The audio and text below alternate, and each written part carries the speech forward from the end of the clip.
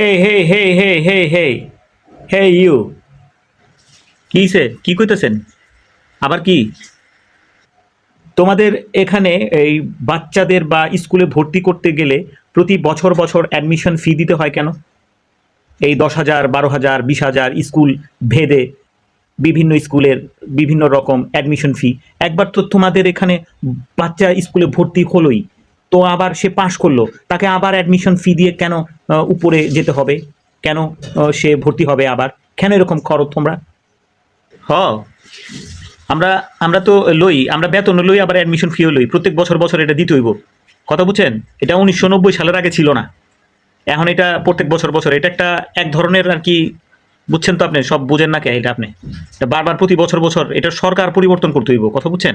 এটা এক ধরনের আর কি একটা আর কি, কি কম এটার এখন কইলে তো বুঝেন না। এটা প্রতি বছর বছরই আপনাকে এটা দিতে হইব, প্রত্যেক বছর বছর 20,000 করে দিয়া দিয়া ভর্তি হইবেন আবার নতুন করে। এটাই নিয়ম আমাকে বাংলাদেশের।